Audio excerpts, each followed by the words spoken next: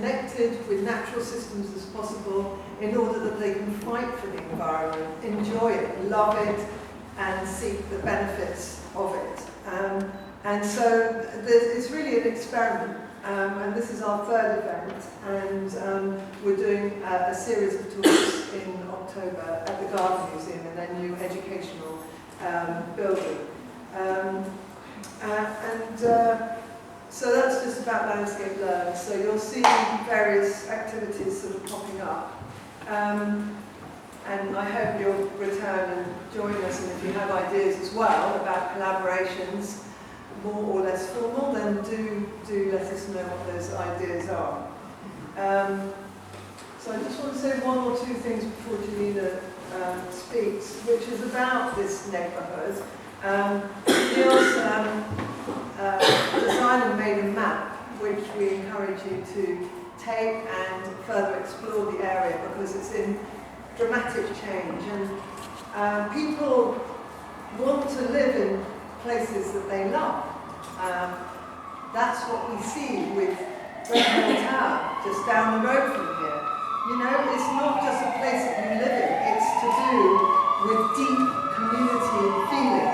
And in a way, talking with Johanna about what lies beneath the surface is very much to do with that. It's suddenly this sense of community reveals itself as a result of a catalyst. And people want authenticity, and they want long-term investment in their communities. And so we've seen London in sort of various stages of trauma over the last few months, which has been heartbreaking. So it seems pertinent to be talking about natural cycles of growth and decay, and growth and decay, and growth and decay. It isn't a linear thing, this is a cyclical thing. And out of it comes good things. The most fundamental of all is our soils, and a lot of you know my passion for soils, but actually the decay that happens gives us our fertility, and we need our soils to be fertile if we're going to survive. So those kind of millions of organisms that connect, that enable trees to talk to each other below ground within the soil, that enable soils to develop, is absolutely critical. And that biodiversity is a sign of life, and it provides for growth. So at a time when the Mayor of London is asking all of us what is good growth, I think we ask the same question. And that's because this area is going to be, there's a significant area of change just to the west, and I think it's a good time for us to take to ask about value and about how people feel about it. And we're coming on to, we'll talk about our urban wine project in a minute. But also in this place, we thought it would be wonderful, partly because we just started working on the Museum of London project, and I had a great opportunity, therefore, to meet Jelena to talk about evidence in the way that Diana's been talking, but through interpreting life as it was in London through bones. So we have a very exciting exhibit, which came in a taxi with Gibbons. So I'll pass over to Jelena. Thank you.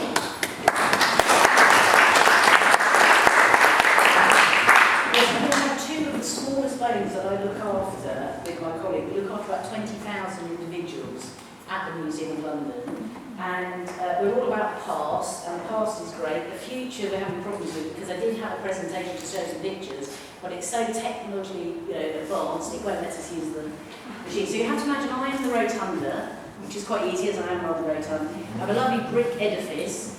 Behind that edifice you've got 20,000 people, and through those people you are charting the history of London.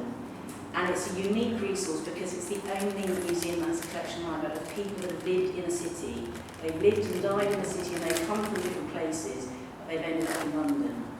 And they then ended up with us in the rotunda. And it's through their bones and their teeth that we then learn about them and their lives. So although they're dead, as these lovely people are here, we're very much about trying to reconstruct their lives. So we're really trying to say what things happened in their life and how it affected them. And I brought with you today, which was a bit like bringing the crown jewels from the Tower of London, two very interesting parts of people, which tell very interesting stories about them. So however small something is, we can still learn a huge amount. And what we're trying to then do is reconstruct, as I said, their lives. So we're looking at your bones and we're trying to say, are you an adult? Are you a child? Can we measure you? Can we see any changes on you? And so the picture that we managed to find, so that we had a visual image, is a female from a site at Crossbones in Southwark. And our collections are about the City of London and the Greater London area. And very interestingly, we have that geography of London. So we have different people from different places and burial grounds at different points in time. And that also maps and charts the changing face of London, how you see it growing and expanding. And very much so, people themselves exhibit where they're from and the sort of lifestyle they may have led. And this lady, I said, was buried at Crossbones, and it's a site in Southwark. And the burial ground that she was buried in is a pauper's burial ground. They didn't have enough money to then pay for their burial, the parish did. And the euphemism that it's known is as the single ladies' burial ground. So they were then deemed to be sometimes prostitutes. Unfortunately, she shows the ravages of a very nasty disease, tertiary syphilis. So it's a treponema disease, and you can see the changes on her cranium, on the head. And she's very short stature, she's suffering from a metabolic disorder, that she had rickets when she was younger, very poor dental health, so she's got very bad decay, heavy calculus. All of the things that she's exhibiting are very much about the time and the period from which she came, the lifestyle that she had, and where she was living. And she's from our group we class as post-medieval, but we also have people from prehistory, Anglo-Saxon, Romans, medieval, and they themselves are exhibiting these lovely differences within them that tell us so much about the time that they lived in, where they lived, what they ate, and how well they may have been able to look after themselves. The teeth are fabulous, because your teeth are great for me, because when you're drinking the water wherever you're from, that's laying down with the enamel, and then they're able to do analysis of those teeth and then say where those people then may have come from, so you can look at the mobility of people. You can also sample the calculus, so when you go to the dentist and they're merely picking off your plaque, that's mineralised, it's become this rather hard substance, and that's great because they can sample that now and then they can tell us the types of diseases that you may also have had, what you're breathing in, so the pollutants, the particles, so us walking around, we're then going to ingest that, that can then stick and adhere, and then they can sample that and tell us again about the environment. You can also sample the teeth for DNA, so they're very interested in you now genetically. And our people are fabulous for looking at the genetics, because we can look at the evolution of us as individuals, but the evolution of diseases. So you could look at the evolution of a particular disease as you can with something like syphilis or tuberculosis, and you can see how we've adapted to the disease as much as the disease has adapted to us. We are amazing. The skeleton is fabulous. If we didn't have a skeleton, you'd just all be blobs. And you have all these lovely muscle attachments, you're articulated beautifully, so you can do these wonderful movements. It will modify and adapt to anything. So if you hurt yourself, it's very clever at healing itself, and it may realign, so you might walk rather strange or look rather different, have a different hand movement, but it will try to create you a new joint, it will fuse your bones if it seems they're becoming unstable. So it's really very, very clever. And we're able to look at that and see all of those changes within you. The two little babies I brought today are from your spinal column, your vertebra, and they really tell two very interesting stories about two people, two males, one of whom we know the name. Now, we all have names that we know. By walking through glorious places like cemeteries, you have the stones, you have that memory, you have that name. Sadly with ours, because they have then often been lost, they are all archaeologically derived, they're all from developments. Often the individuals we know the names are from higher status individuals in places such as the catacombs or crypts, so you might have lead coffin plates and then you have the names and you have that association. For predominantly all of our individuals, we don't know their names, but that doesn't mean then you're treated any differently. But for one of these lovely people, we do know their name, and they have an interesting history. The The first one, and you're very welcome then to come up and have a look because they are rather sort of small. This is a thoracic vertebra, so this is one of your vertebrae within the midline. That's the front, that's the back. It all looks very normal and very lovely. And then you suddenly see there's a piece of metal sticking out of the back of it. And then you wonder why. Well, why have you got a piece of metal? When you're buried in the ground, there is nothing like perpetuity in a city. Something is always going to happen to disturb you. We don't always get complete people, we get bits of people who are being cut into. We have a lovely site from Spitalfields Market where we had a row of feet, nothing in the middle, and then rows of skulls, because they just put the foundation straight through the middle. This sense of caring for the dead is really interesting because the treatment of you at death and then the treatment of you afterwards, that has enormous variation. We've seen people used as packing material around building sites, all sorts of things. So the important thing was when you died, you had the process of burial. That was the most important. What earthly remains, they're quite happy to sort of move about. So this gentleman, though, has actually remained intact, but I was very fortunate to be able to, as I say, bring the one very interesting vertebra. He is very interesting. He's from a site that we know as the Royal Mint. So if you know the Tower of London, you look over to the right, you'll see a brick wall, and that was where the Royal Mint site was. Earlier incarnations of it was Holy Trinity Priory, an emergency burial ground for the Black Death, St Mary Grace's Abbey, Cistercian Abbey, a victualling yard, and then the Royal Mint. So lots of these skeletons were a glorious shade of green, because when they made the coins, they just tipped it out. So you have these lovely green skulls, green teeth, green arms, and green legs. And there's a lady actually who's in the Welcome exhibition called her the Green Goddess, because she's got a beautiful bone structure, but now a lovely green head and lovely green teeth. But she's looking good. This gentleman was also from that site, but from one of the later graves, and he was rather complete, which is interesting because that site, having them been the catastrophe cemetery site, they weren't just flung in randomly. Everyone was very neat rows. They were trying to bury you in the Christian manner. But you started with single graves, and then you end up with these incredibly long trenches. And one of them was 125 metres long. And it's a little bit like a lasagna layer of bodies. You have one layer, and then that gets full, and you have another layer, then another layer. And if there's a space, they would put the children in between.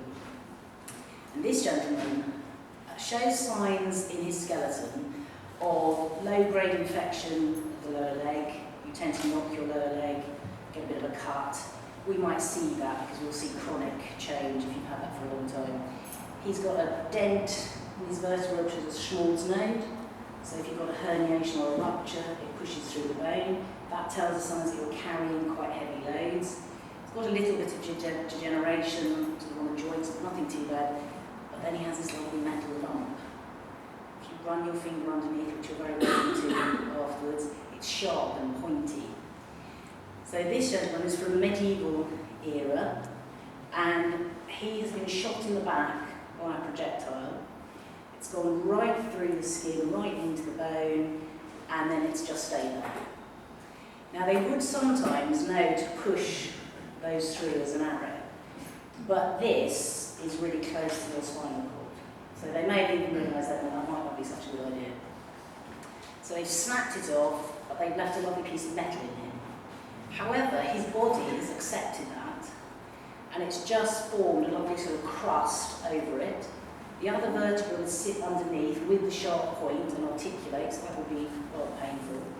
But he wasn't affected by it. He doesn't have any infectious process from it, and that didn't cause his death. He survived that to then unfortunately contract Black Death and then die. So I'd be a bit miffed if I was him, but quite glad he won, whether he ended up then in the Black Death Cemetery because we got him.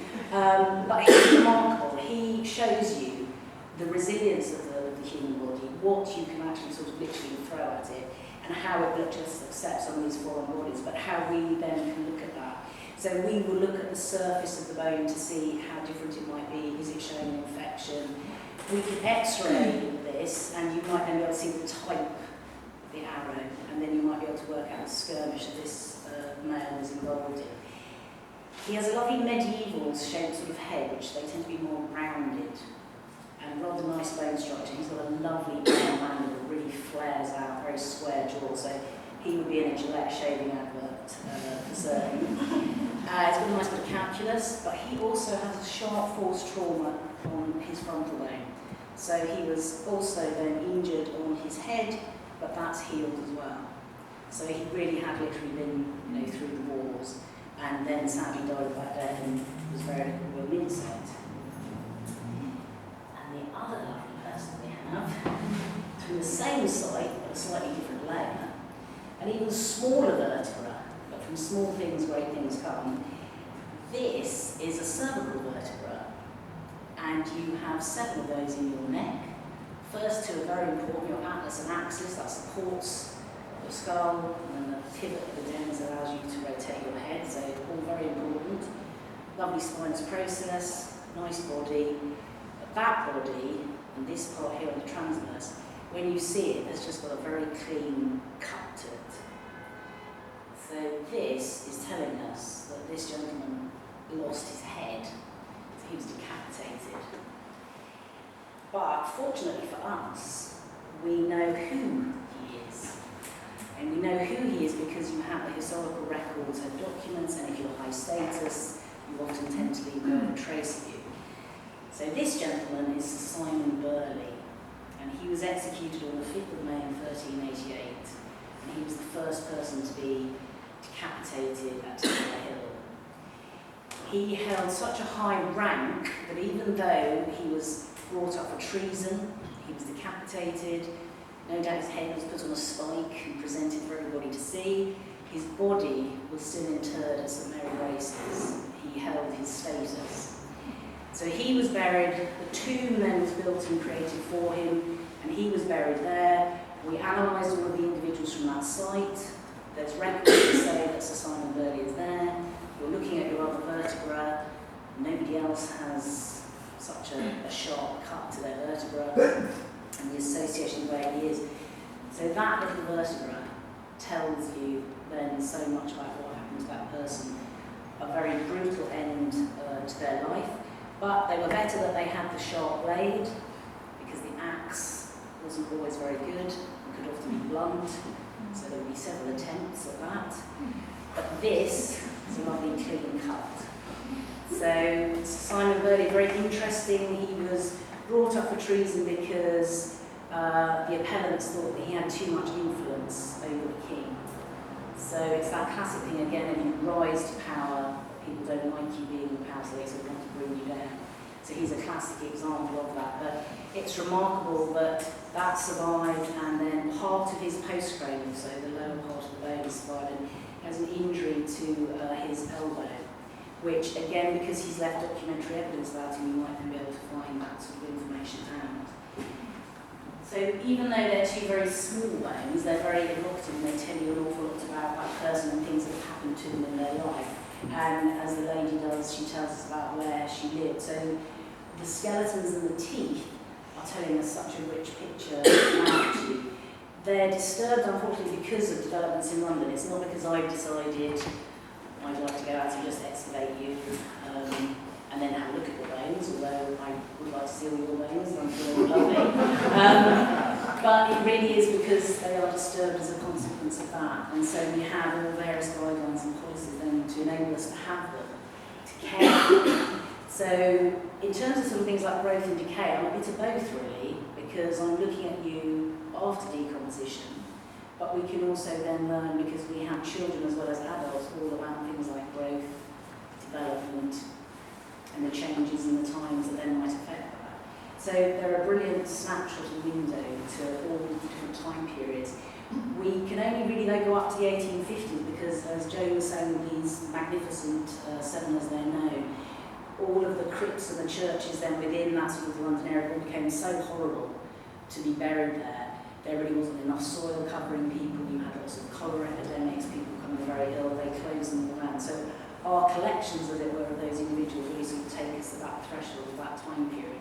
So we run over about a 2,000-year period, but a very rich period of time where huge changes occurred, and then we're seeing that manifestly through the actual people of London itself, and from where they've come from, then sort of brought things with them as well, be it diseases, as well as other types of things that they might have brought with them. But we've got a little bit of a transition at the end of these talks to move the projector down into the category, so that's maybe a good time to do it while we do that. Yeah, That's okay. all right. Yeah, that's fine. Yeah. Thank you. And I just wondered if you might just say something about how the geology relates to the extraordinary asset that the Museum of London has. Yeah, well, as the lovely lady this morning was saying about London clay, yes, all of the individuals that we have are skeletal, and that's really very much because of the very environment that you're in, the geology, where you're buried, how that then is going to affect the rate of decomposition, where then that burial ground might have been located. And London clay is a really good preservative in the sense of having the bones and the skeletons. And often then your placement of a burial ground and area will then relate to then your geology and your geography.